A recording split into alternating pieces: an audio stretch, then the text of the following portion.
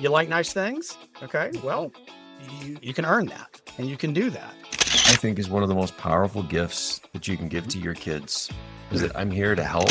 We often find ourselves after a pivotal life event that we are reflective about our own choices and then how we inflict those choices on other people sometimes. I hate that phrase, mama ain't happy, nobody's happy. Welcome to Money Mavericks, the podcast where we explore the dynamic world of finance, investment, and entrepreneurship. I'm Kirk Drake. And I'm Daryl Hicks. Together, we're here to bring you the latest insights, expert opinions from the trailblazers who are redefining success in the financial world. So since we do like to talk money on this a little bit, I'd love to hear you went through this divorce with this wealthy lady, right? Like, what were your 2 or 3 things you wish you had known on the front end, and then what maybe would have changed that outcome for you? Wow. And it was funny because one of the ways that I started with advanced adulting, one of the main topics, because it just didn't hit a lot of people, was this idea of divorce and relationship and starting over. But for me, I did not grow up in the most stable financial environment, entrepreneur dad, you're flush with everything, or it is, oh my God, what's going on? So and that's not uncommon, but I ended up marrying a woman from, total opposites. Don't know the audience. Sorry, I'm just giving my perspective. I grew up in West Texas, not the hotbed of diversity. Okay. And so I went out and I did what every good boy in the Bible Belt does. I go out and I marry the most hardcore Jewish girl out from New Jersey I could possibly find.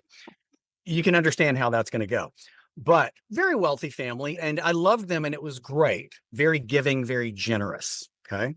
But I remember vividly at 20, I got a book deal, I had a bestseller. I'm in my 20s. I'd already had a sales career where I'm doing okay.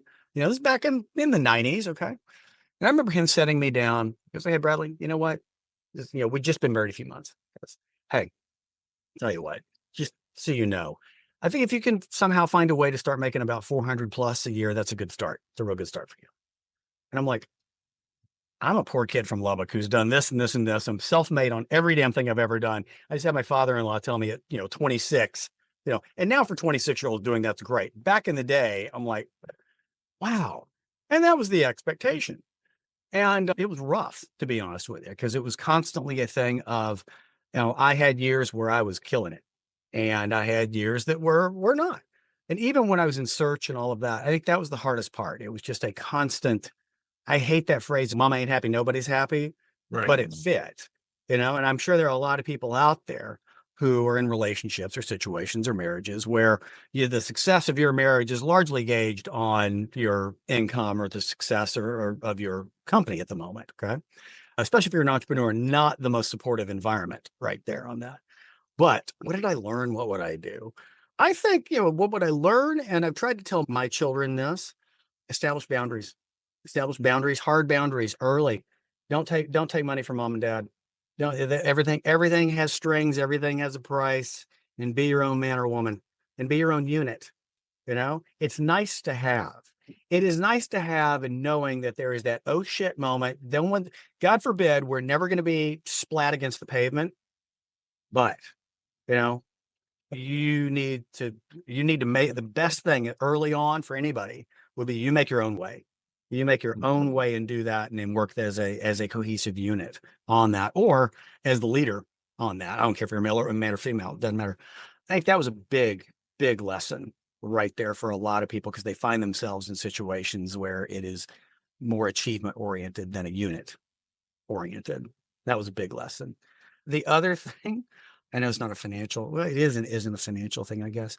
When I got divorced, and I coach both men and women, I have a large female audience, but I'll tell you, a lot of the men that I've run into who've gone through that, it is the, hey, I want it to be amicable.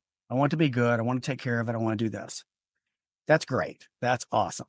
But the moment you pull the trigger, no matter anybody pulls the trigger, whoever does, the moment it's on, the moment you file, it is an adversarial situation. And I don't care how well-intentioned you are. I don't care, we'll do it for the kids. Great. I mean, Andy, look, a broken clock is right twice a day. And the people who say, in my experience, is we say, we had a wonderful amicable divorce and we got everything taken care of. Cool. There, you are an anomaly. For the most part, it becomes a tough situation. And I think that was hard for me because it wasn't just dealing with what we were dealing with. You're dealing with, you know, the endless resources on the back end of like, hey, we loved you when you're in the family, in the mafia, but now you're not. So we're going to do everything and put the hammer down. That's the way of life. Not for everybody, but I think more often than not. And so that was a difficult thing to experience. And I think the other portion of that was just more for kids. It's a blessing and a curse in a way, because my kids are very, very good with money. They've been raised being comfortable with talking about it, the good and the bad. They've seen successes, they've seen failures. They understand that it has to come from somewhere. They like nice things. They're bougie as hell, but you know what? They understand that somebody makes that, and I think that's an important thing too. How do you instill those values in kids? I spend a lot of time talking about this with founders. As soon as you start to have a reasonable amount of success, one of the biggest fears is like, I'm going to spoil my kids. I'm going to ruin them because, it kind of creeps up on you. But before you know it, it's like, they're riding business class with you and you're going to like fancier and fancier destinations and they have nicer and nicer things. And of course, as parents, we want to give nice things to our kids, but all of a sudden you have to start thinking really seriously about, or at least most of the founders that I know, and speaking again for my personal journey, you just have to start thinking about constraints, right? So there's some things that I do that I've incorporated from, people smarter than me around me and the way that they raise their kids. But I'd love to kind of hear, how you feel you were able to put those values into your kids. Well, and it was tough. It was myself, but I also credit my late father-in-law. I would have married that woman for the father-in-law because he was that great. I didn't have a great father role model, and I saw that, and I loved that man and learned a lot from man. Very, very successful, right? Very giving, first generation, self-made. The combination of what he instilled in my kids, his grandchildren, and me, and we combined that, right? The former wife, boy, that was a hard one. That was a hard one because it was it just happens. It just comes. It's just there. It's on trees. And he and I both instilled the fact that we did the big stuff, but it was also look, here's what has to happen. And we were both, and I especially, were very blunt in, I didn't hide my emotions too terribly well. I wasn't one of the, that old school parent of, it's okay. You'll never know if it's tough. We go, well, it's hard. I'm working my ass off. I'm stressed about this. This is what happens. This is what goes into it. You want to see how the sausage is made? This is it. Okay. Probably not the best parent. I say that. Probably not the most coddling parenting perspective, but it sure worked out pretty damn well. And I know that we had talked about, Kurt and I talked about this, about the idea of allowances and such like that, which there is no right or wrong. Okay. There's no right or wrong. But what I know with my kids, what we ended up doing is we were very entrepreneurial, and we talked business at the table. We talked business. I treated them like adults and explaining how things worked. That was really it. And I think that right there, that there's a degree of control that you can have. Doesn't matter how old you are. That's something that you can control, and you don't have to be beholden to anyone. And I think that was one of the best lessons right there. And I think I told Kirk this in one of the stories. My boys, it's funny. My daughter, you like nice things. Okay. Well, you can earn that and you can do that. My middle child, he was smart and he started trading his bar mitzvah money right after he got it and started creating an account. Okay, cool. He knew what it was like to take a loss. Entrepreneurially, he and my other younger son, they went to a project-based learning high school. And they got in trouble because they figured out how to arbitrage bagels. I mean, they're selling bagels out the back of my kid's pickup. They'd go early in the morning, they'd buy a bunch of bagels and stuff and sell them, and they got in trouble for it. As a parent, we get the school call, we're like, awesome. Good job.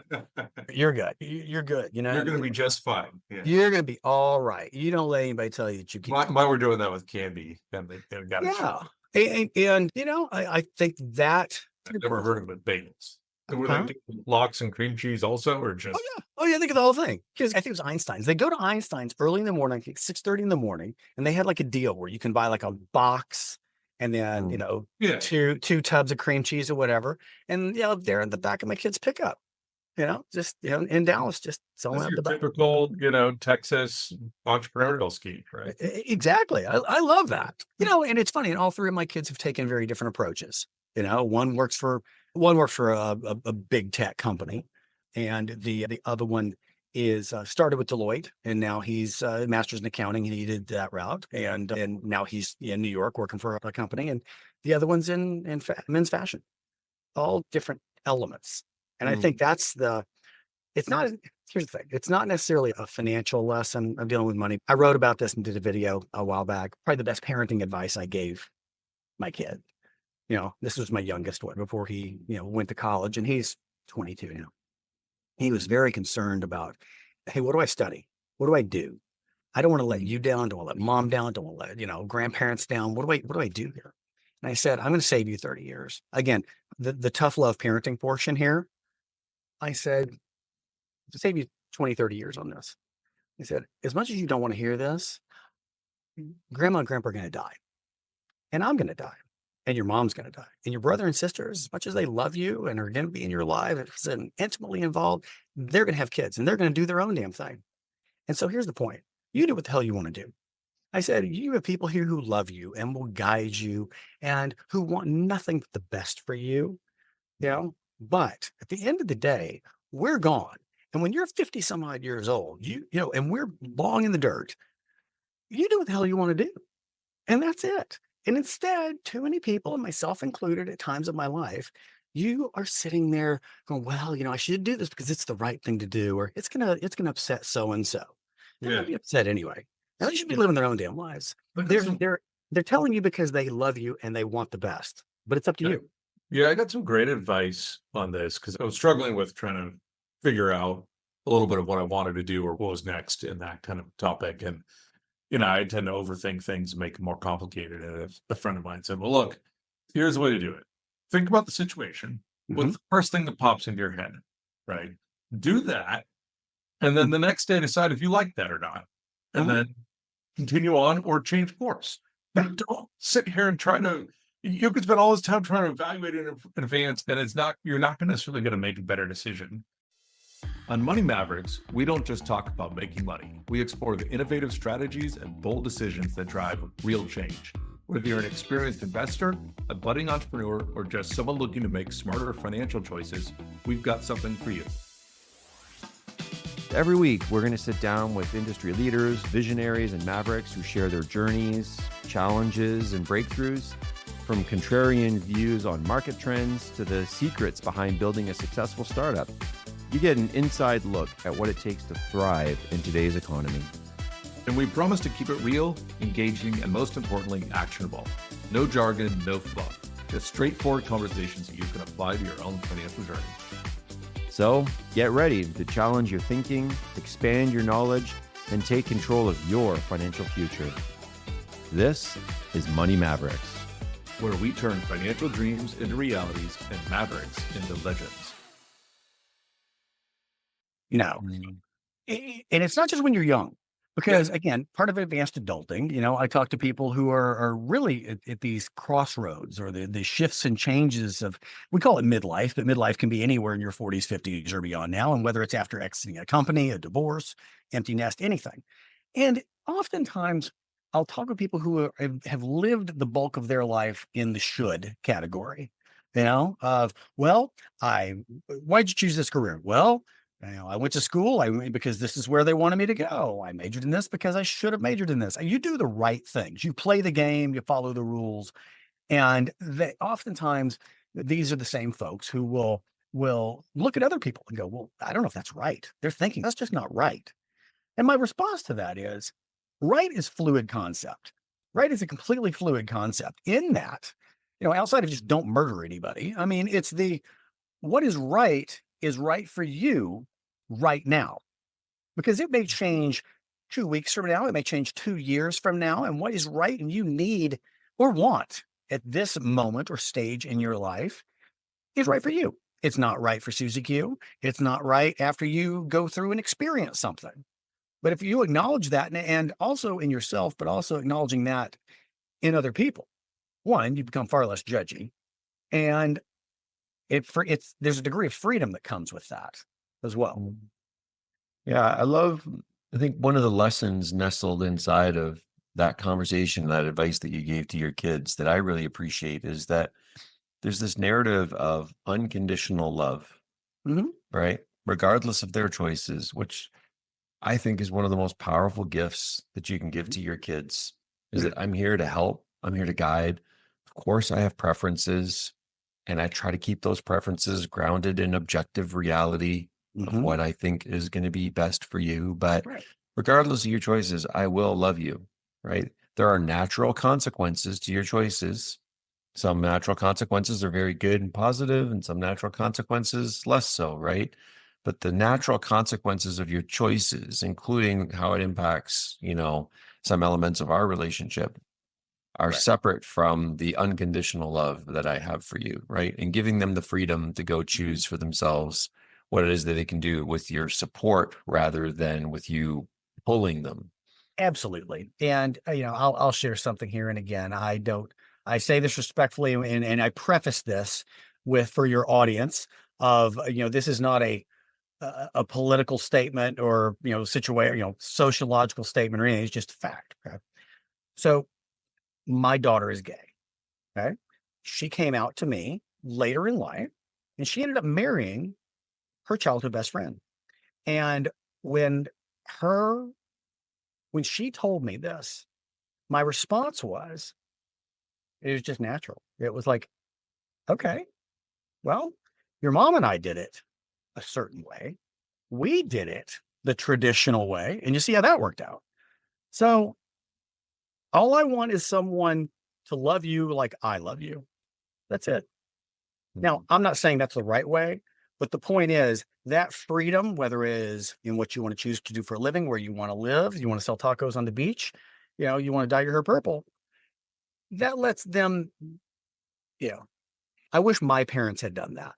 I think that's where it came from because, I came from the school of, hey, dad, I want to be an art. I want to play tennis and be an art major. You're not going to be an art major. You're going to go major in business. Here's what you're going to do. Okay, sure. You know, that's a tough one. And it takes a lot of people I believe, it takes a lot of people years. Oftentimes, that's why advanced adulting works, is because we often find ourselves after a pivotal life event that we are reflective about our own choices and then how we inflict those choices on other people sometimes. Hmm. Yeah, I love it. Solid advice there. Coming back to the allowances a little bit, I would love to hear your take on that. I got a piece of advice from a dear friend of mine that, the best way to raise entrepreneurs, to the extent that you believe that is a good path, it's a hard path, Hard path. challenging path. Like, what's that old quote that Elon Musk stole from someone? Entrepreneurship is like eating glass as you stare into the abyss. And I Good. think every founder has felt that one in a very real and visceral way. It is not Right. an easy path. But we decided in our family not to give any allowances to the kids.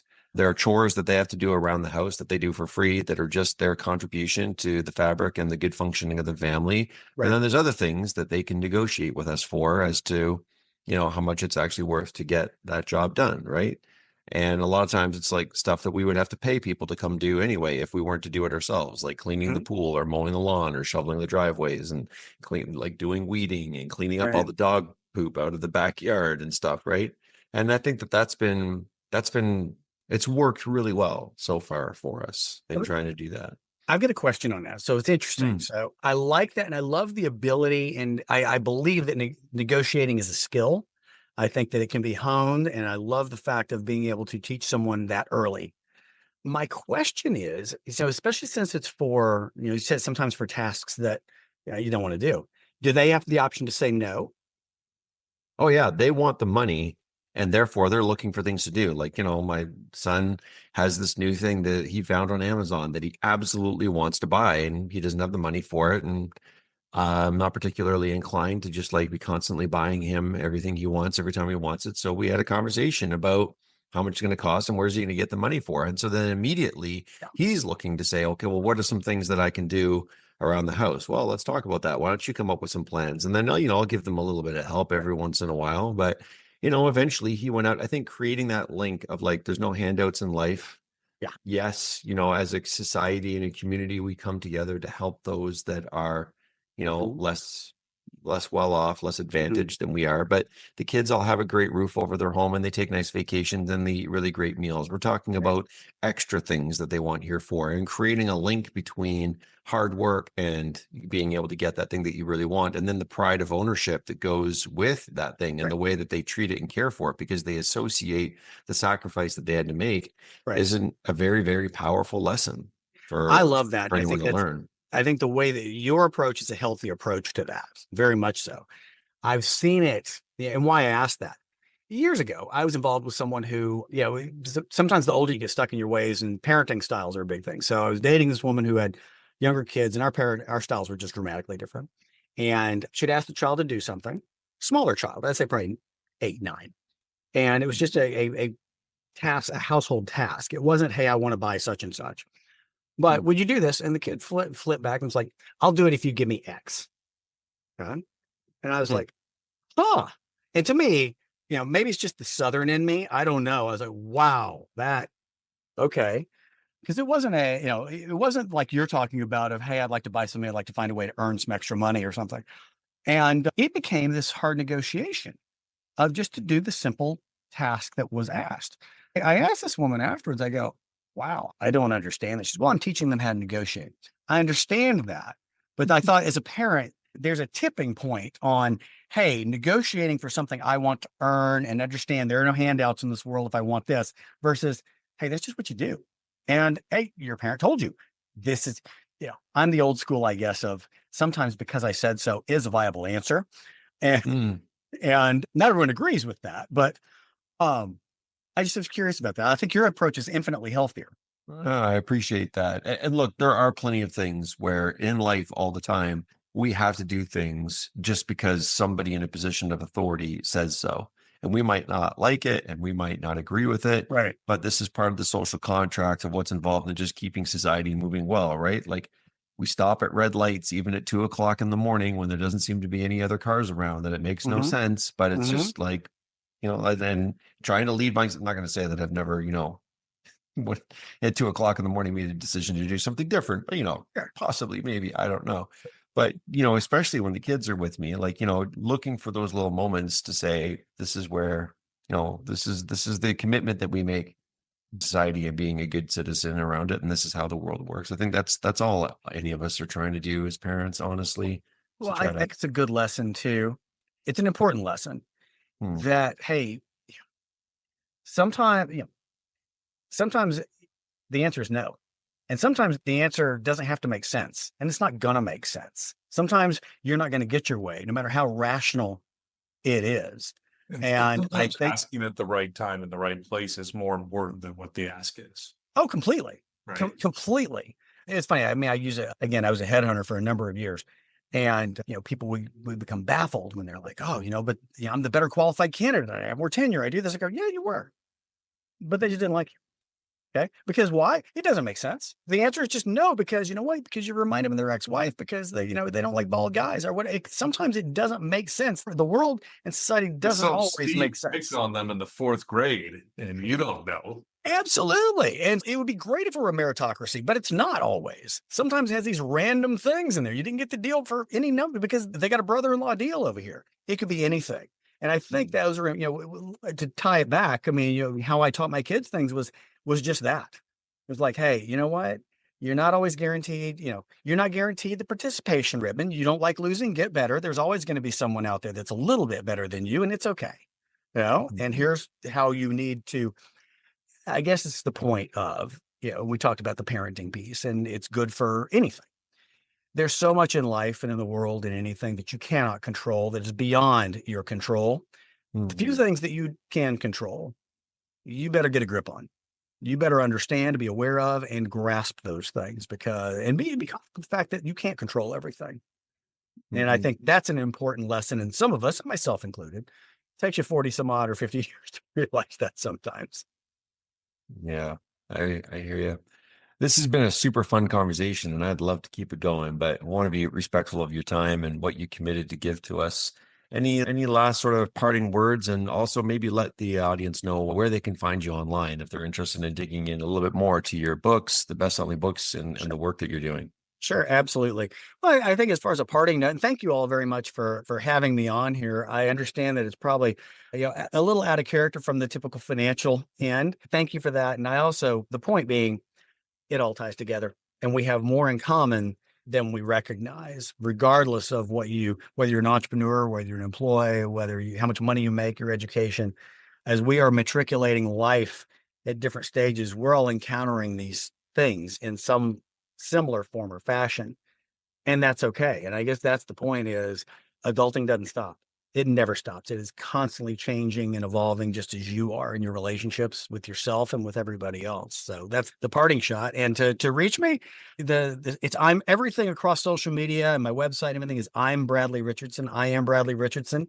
It's through Advanced Adulting. And yeah, I'm doing a lot on YouTube right now. We're about to start a new podcast over there as well, with just interesting conversations of folks who are going through life like that. Yeah.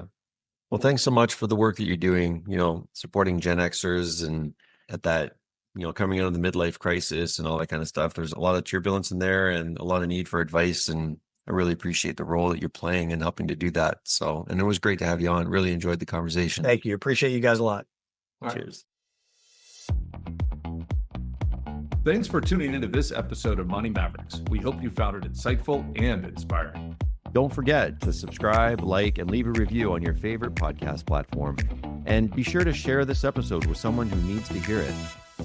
Stay connected with us on social media and visit our website for exclusive resources, episode transcripts, and more. Until next time, keep pushing the boundaries, making smart moves, and turning your financial dreams into realities. You've been listening to Money Mavericks, where Mavericks become legends.